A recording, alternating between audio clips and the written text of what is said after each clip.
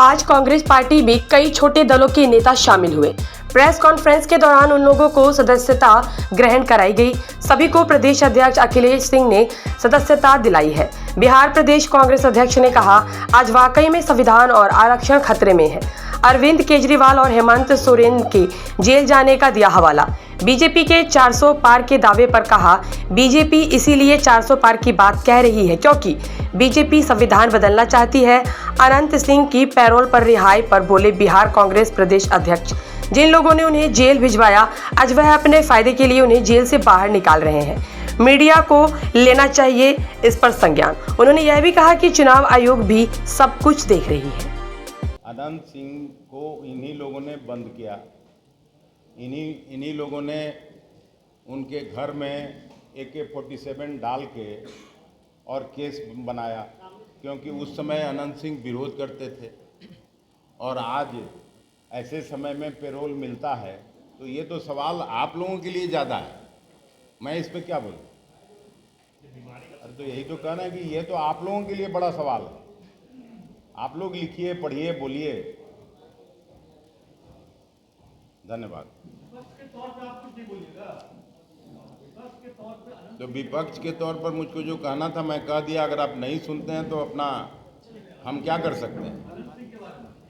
नहीं, मैं तो बोल दिया कि जिन लोगों ने सरकार में रहते हुए अनंत सिंह को एक साजिश करके केस में फंसाने का काम किया, आज अपने उपयोग के लिए उनको पेरोल पर रिहा करके और वोट मंगवाने का काम कर रहा है। ये कहाँ तक न्याय संगत है? और चुनाव आयोग भी सब कुछ देख रही है।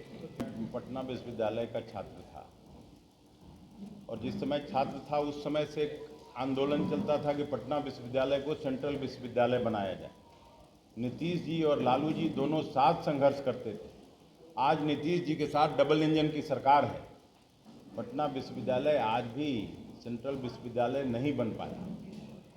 दूसरा बात छोड़ दीजिए, बिहार का जब बंटवारा हुआ उस समय मैं बिहार की विधानसभा में काम करता था और उस समय के तत्कालीन गृह मंत्री आडवाणी जी ने उनका भाषण निकाल के आप देख लीजिए।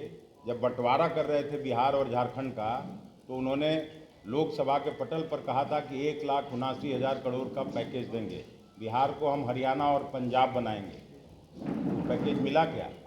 उसके बाद यहीं भोजपुर में या कहीं याद नहीं है, Modi ji as a prime minister आए थे और उन्होंने 1,25,000 करोड़ का पैकेज का घोषणा किया था। स्पेशल स्टेटस के दर्जे की बात लगातार मुख्यमंत्री नीतीश कुमार उठाते रहे। वो मिला क्या? 2 करोड़ लोगों के रोजगार देने की बात होती थी।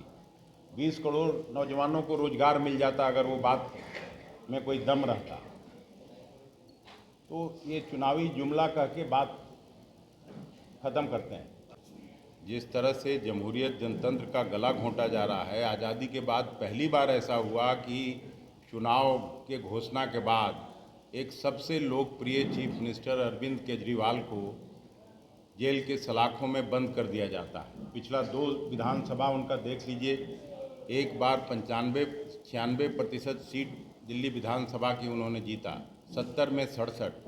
दूसरा जो चुनाव हुआ उसमें वो 62 सीट पर फिर से विजयी हुए, 92% सीट विधानसभा का वो जीते।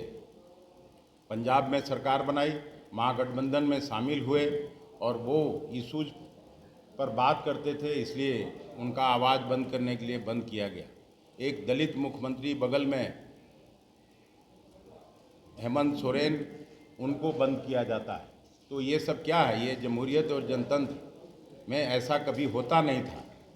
ये पहली बार इस तरह की घटना हो रही है जब अपोजिशन पार्टीज़ के लीडर इशूज़ की बात करते हैं, इशू उठाते हैं, सवाल पूछते हैं प्रधानमंत्री से, तो उनका आवाज़ बंद करने के लिए ऐसा काम किया जा रहा है।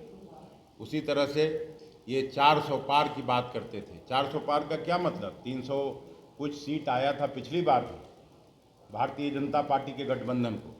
तो आप 400 इसलिए कर रहे हैं कि आप संविधान बदलना चाहते हैं, नगपुरिया कानून लाना चाहते हैं इस देश में। तो उन लोगों ने खुद ही ये किया। हालांकि 400 पार का देश में उनकी बात को किसी ने सीरियसली लिया नहीं। 400 पार जब वो कहते थे तो लोग आपस में बात करते थे कि इसका मतलब अगर गलती से आ गए मोदी जी तो डीजल पेट्रोल का दाम 400 पार हो जाएगा।